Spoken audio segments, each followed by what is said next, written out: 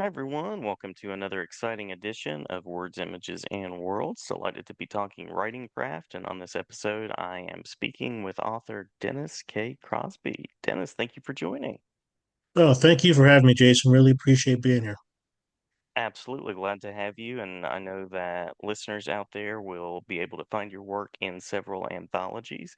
You also have the Cassidy Simmons series that we'll do some chatting about. And I'm curious, by means of an origins question, what led you to writing and creating in the written word? When I think back to it, I think it's going to sound weird. I think it was laziness. When I when I was when I was in elementary school, sixth grade, about I had a teacher that would he was very open to me kind of exploring assignments and kind of letting me kind of create my own thing. And at one point, we used to get vocabulary words like every week, right? And so Hmm. you get them on Monday. You look them up Tuesday, Wednesday, then by the end of the week, you've got to have a sentence down with using each word correctly.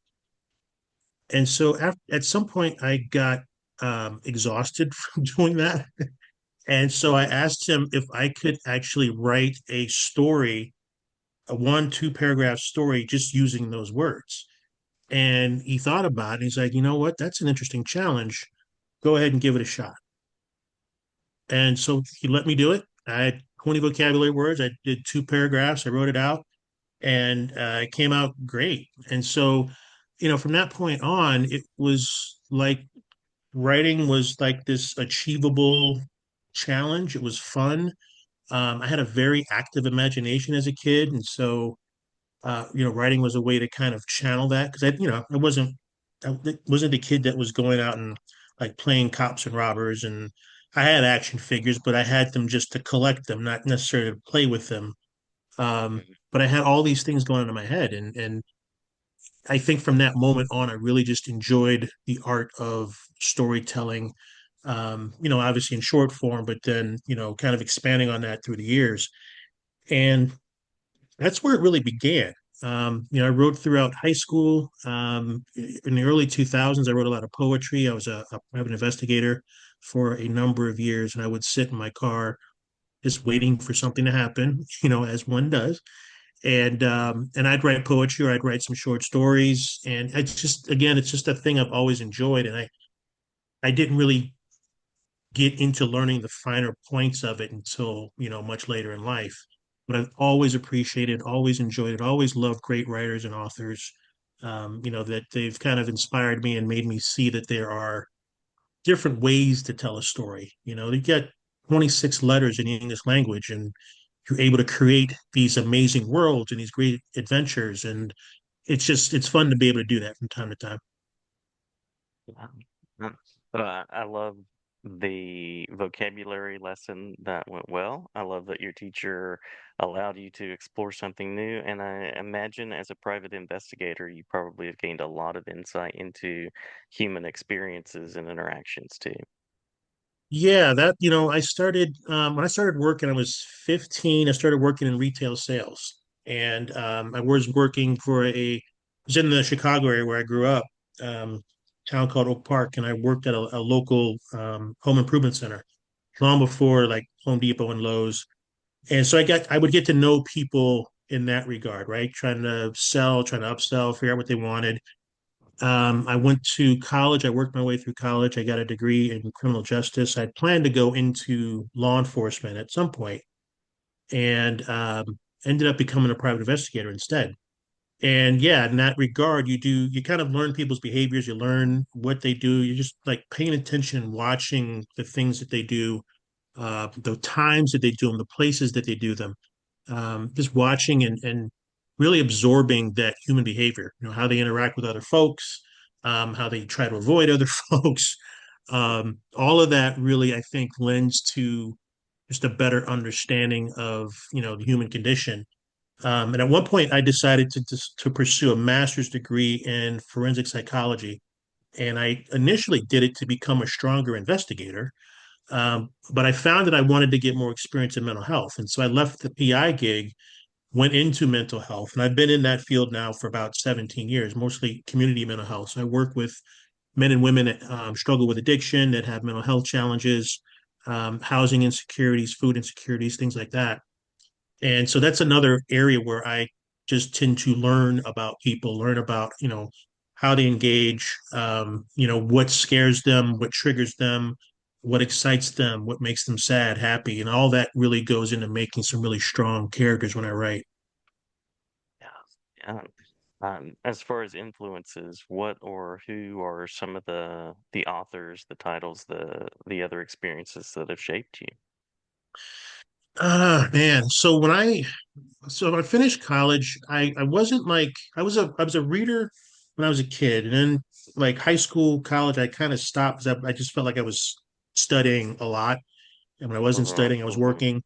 When I finished college, I got back into reading, and I started reading the Thrawn trilogy in Star Wars by Timothy Zahn, and that was a huge influence on me.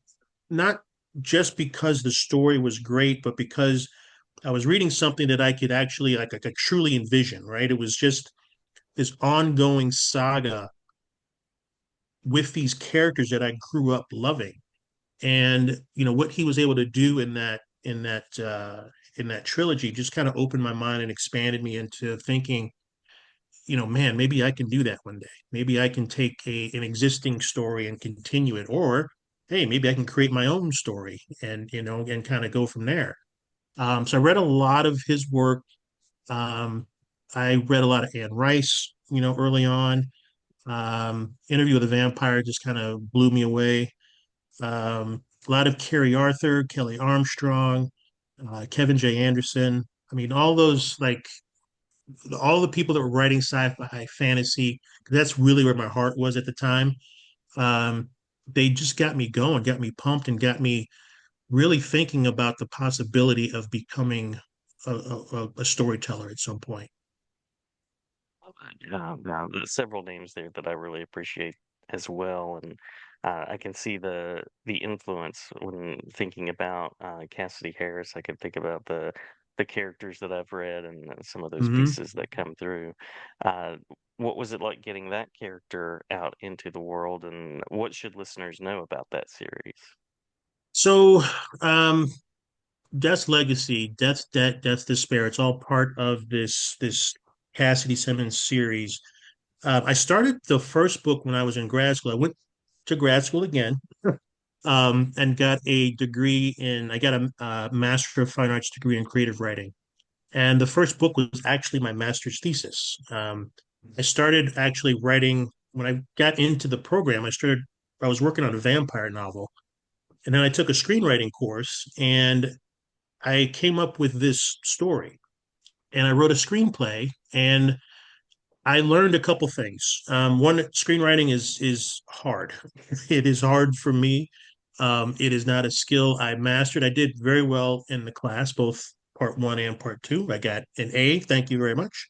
Um, but I did learn that screenwriting it is so hard. And my hat is off to everybody out there who can actually write a script, a good script, even a bad script, quite frankly.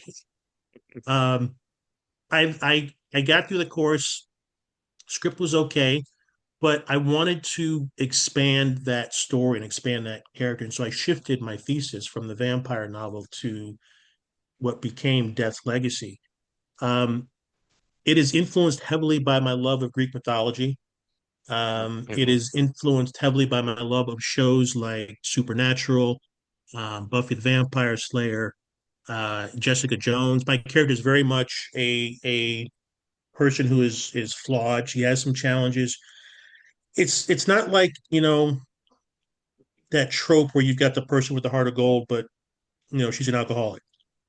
It is and it isn't. It's not the focus of it. She does love bourbon, but that's mostly because the guy that created her loves bourbon. Um, she has a lot of challenges. She has some trauma in her background. She is just a woman who is initially just trying to find her way, her place in a world where she has always been, other. She's always been kind of the abnormal, the odd duck out. And so when I started writing that story, it was really about it was about my challenges with the concept of death. It is something that I've never been comfortable with. Um, it scares me. It scared me as a kid. It continues to scare me into my adult life. And so it was really about a woman trying to fight death when I started sketching it out. And slowly but surely, I started adding some influences from um, Greek mythology and from some other, things that I had read and watched. And it became about this woman who was trying to find her way in the world with these special abilities, but also trying to reconcile the fact that she can't get away from who she is. She's got to really accept this place, this destiny, these abilities, and these, her role in the greater scheme in the universe, right? So she starts out as she's an empath, so she feels other people's emotions, and that's been happening to her since she was a kid. She also been able, since she was a kid, able to sense when people were dying. She could see their aura. She could see if it was red, dark red, pink. She knew how close people were to death. Later on in her life, she becomes a reaper, where she can escort souls to the afterlife, and she's working under the tutelage of the angel of death, who recognizes something in her, and he decides he wants to, fatten her up a little bit, sends her out to do these odd jobs to kind of increase her power. His hope is that he can absorb that power and eventually become a god himself, because he's got some other plans for his life. And so the first book is really about her, again, navigating the challenges with him, but also navigating the challenges within herself, trying to understand who she is, reconcile who she is, and really just kind of come to terms with her place in the universe. Yeah, yeah, lots to explore there, and I believe I had a question about how you balanced character and some of those action pieces of getting into that part because the narrative also demands it as well. Yeah, What's that like? there's a lot of fights in this. There's got to be. I mean, the tension is so real, so palpable for these characters that there's going to be some escalation, and it's just fun to write a fight scene every now and then, especially after a bad day at work. You wanna beat somebody up with a sickle. Um, Right? yeah. So the balance, I think, comes from making sure it's not gratuitous. I There were a lot of scenes that I cut and a lot of scenes that I put in there because I was, some days I was having a bad day. And it wasn't they were fight scenes, they were just intense. And the intensity of the scene didn't really match the growth of the character. It didn't really fit the story. And so I had to pull some of those back. So I think the balance is you want to be able to show that this character can go from, being a little bit wild, unstable, uncertain, to a point where there is a little bit more security and they're feeling a little more self-assured and confident, right? You can't muddle that with a lot of chaos. There's got to be some growth along the way.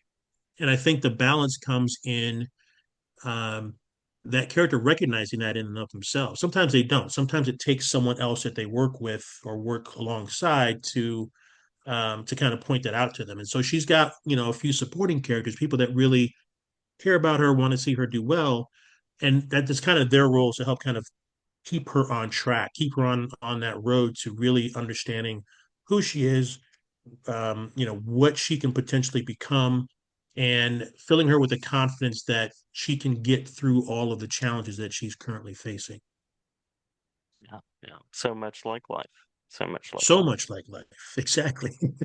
Yeah. Exactly. So I've got the three novels in the Cassie Simmons series. I'm working on book four right now. Book three ends on a crazy cliffhanger. Um, and there's a lot of questions that need to be answered. And so I am about 60,000 words or so in on book four. I want to try to wrap that up in the next month or so that I can work on rewrites and edits through the end of the year. And then I'll send it to my editor first week of the new year. I'm hoping to get that out by next summer, early next summer. I've got a couple of short stories coming up in November. I have a story coming out in Dracula Beyond Stoker. It is issue, I believe it's seven. It is so Dracula Beyond Stoker is a series of um, short story collections that feature characters from the Dracula mythos, right? So I had a story that came out earlier this year in the Jonathan Harker issue. So every story in there is about Jonathan Harker, and it doesn't necessarily have to be in the same timeline. They can do whatever you want kind of with the character, but he's got to be the central figure in that. The next issue is going to feature Mina Harker, his wife, and so I have a story called Born of Woman in that story. That's coming out, like I said, in November.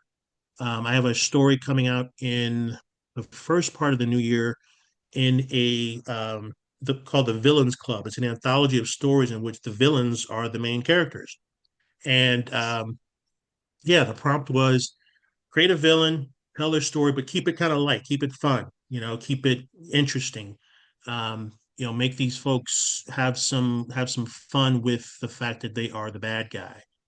And so I had a blast writing that. It's coming out through Divine Feminine Publishing, and like I said, that'll be the first part of the new year.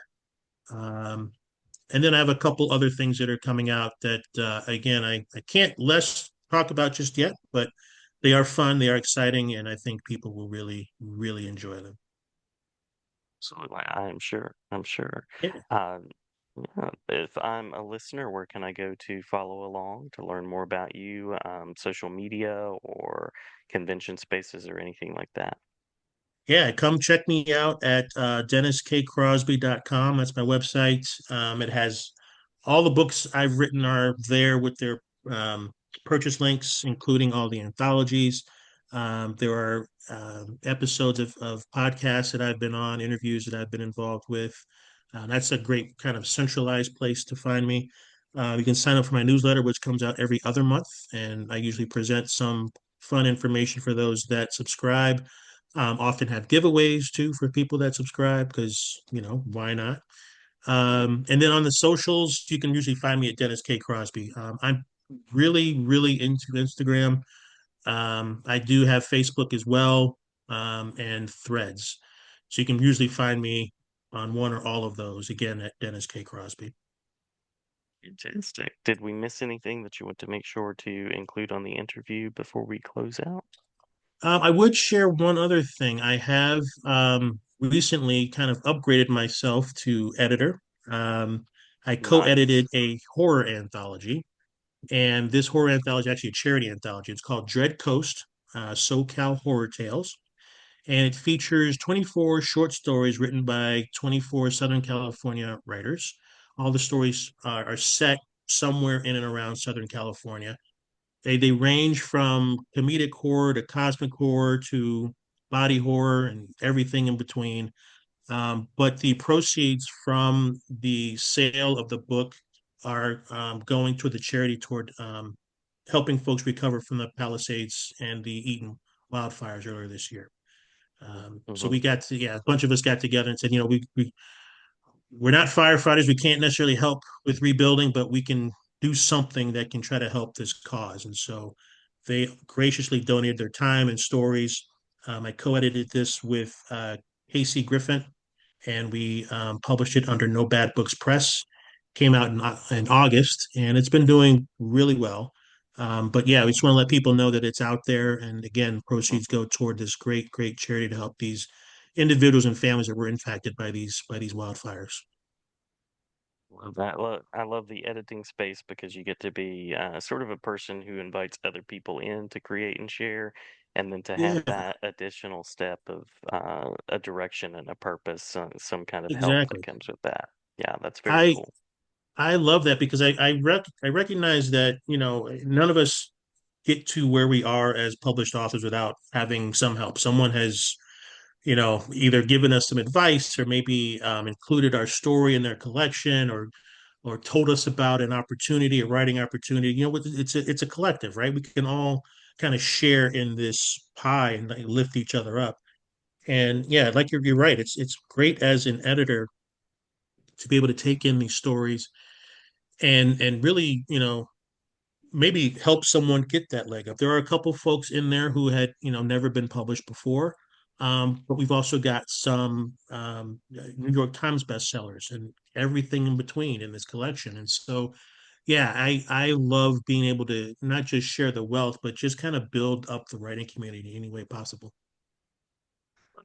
Absolutely, and glad to share about your work anytime. As I mentioned, it's an open invitation, so Awesome. anytime Appreciate it. there's writing, editing, feel free to stop by. Okay, will do. Thank you, man. Really appreciate it.